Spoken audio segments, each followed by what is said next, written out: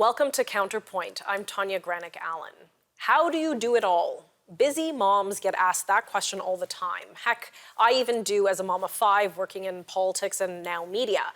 And the truth is, I don't do it all, and sometimes it feels like I don't do any of it all that well. But is this self-doubt common for many mothers? The struggle to juggle it all? Should we even be juggling it all? Should we be leaning in or perhaps leaning out? Or do we keep our sanity, or how do we keep our sanity in a system that seems almost like it's set up to see us fail? What is the ideal work-life balance, and is there ever time for yourself? Well, today I'm delighted to welcome a very special guest, Lisa Canning.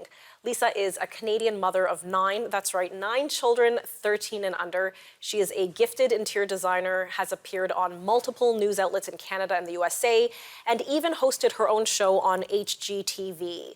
Lisa is joining me today to discuss her latest book, The Possibility Mom: How to Be a Great Mom and Pursue Your Dreams at the Same Time.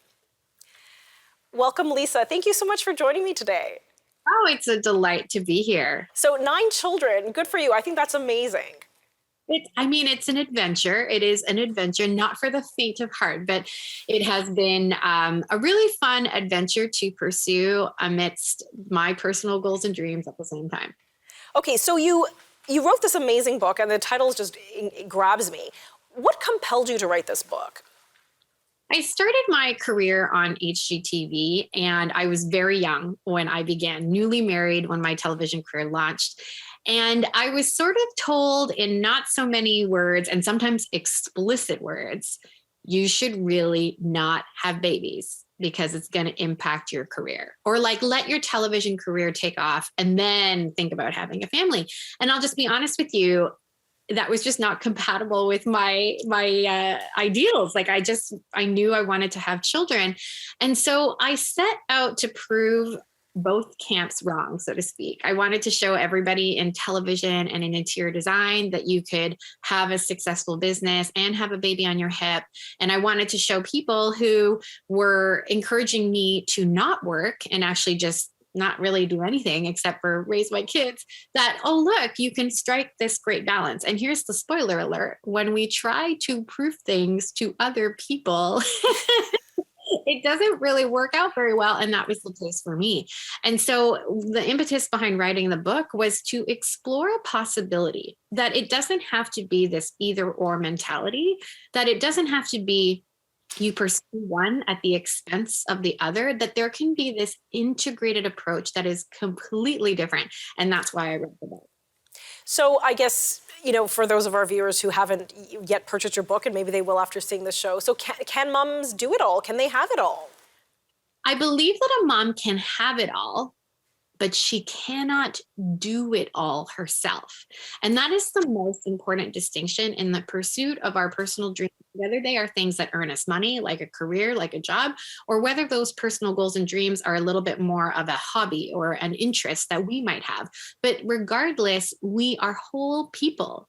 We need to, it's such a cliche statement, but our cups need to be filled in order for us to give. That is just a reality we cannot argue with.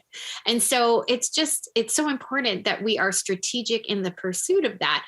And it involves things like delegating, things like deleting, understanding that there are things that you are uniquely called to do that are irreplaceable. Only I can be the spouse to my husband. Only I can be the mom to my children. But there are a myriad of things in my life that don't really require me uniquely.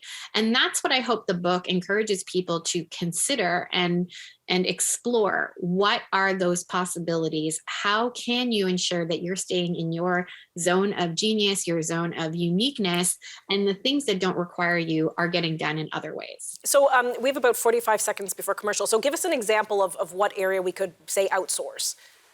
I do not believe a mom should go grocery shopping unless you find it exciting and relaxing.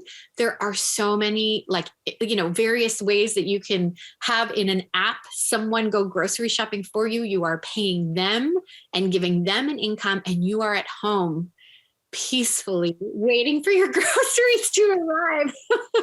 I saw when you pointed this out that, get your groceries delivered. So I'm one of these rare birds who actually really enjoys grocery shopping. So I probably wouldn't pursue that.